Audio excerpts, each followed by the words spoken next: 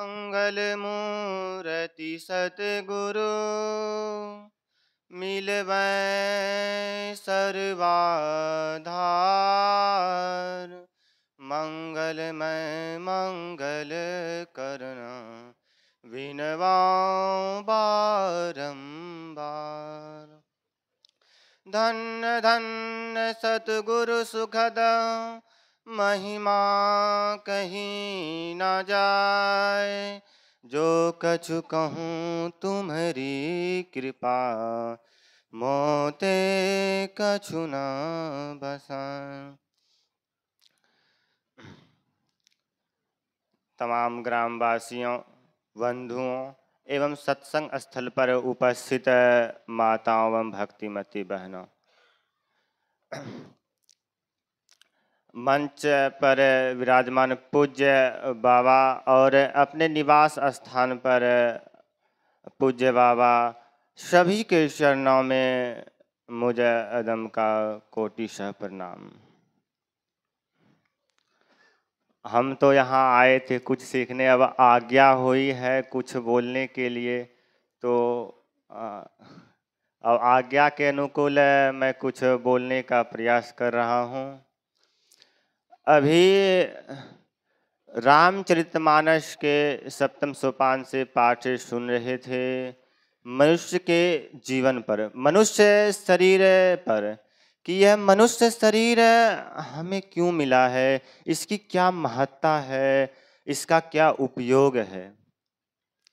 हम सब सुने अभी कि यह मनुष्य शरीर बड़े भाग्य से प्राप्त होता है। तो हम सबको क्या ऐसा अनुभूति हो रही है कि यह शरीर बड़े भाग्य से मिला है?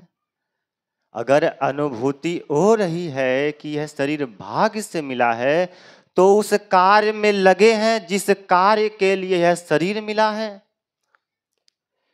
विचारने का विषय है, क्योंकि अगर हमें अनुभूति भी हो रही है, हम अगर जान भी रहे हैं कि शरीर परमात्मा किस कार्य के दे रहे हैं और हम उस कार्य में नहीं लगे हैं, तो फिर ये पछताने की बात है। हम सबको यह शरीर परमपिता परमेश्वर ने उस तत्व, कहते हैं मनुष्य को कैसा जीवन जीना चाहिए, मनुष्य को वैसा जीवन जीना चाहिए, उस तत्व को जानने के लिए जीना चाहिए जिसे जानने के बाद कुछ जानना अतिरिक्त ना रह जाए। उस पर ब्रह्म को जानना चाहिए और उस पर ब्रह्म को जानकर मोक्ष पा लेने के लिए ही यह शरीर मिला है। इसलिए बंधुओं, हम सबको विचारना चाहिए, सोचना चाहिए कि यह मनुष्य का देह कितना कीमती है। यह जान उस कार्य में अगर जो लगे हैं वो धन्यवाद के पात्र हैं, और जो नहीं लगे हैं उनसे विनती है कि अब समय मत गवाइए, क्योंकि यह क्षण क्षण पल पल समय बीत रहा है। इस शरीर का कोई ठिकाना नहीं है, कब किसकी मृत्यु हो जाए इसकी कोई समय सीमा नहीं है।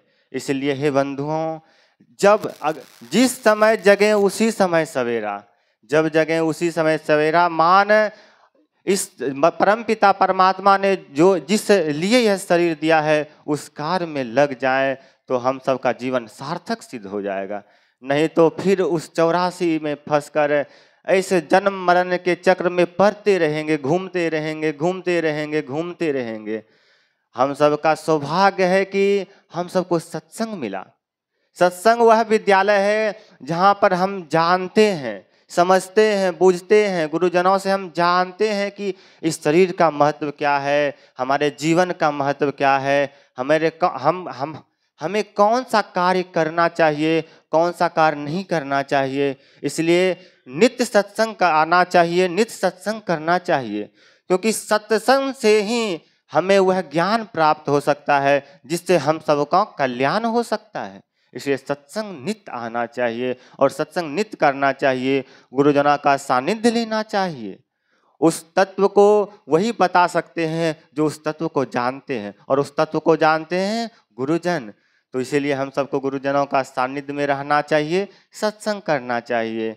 इतना ही कहकर मैं अपने वाणी को विराम देता हूँ। श्री सद्गुरु महाराज की जय।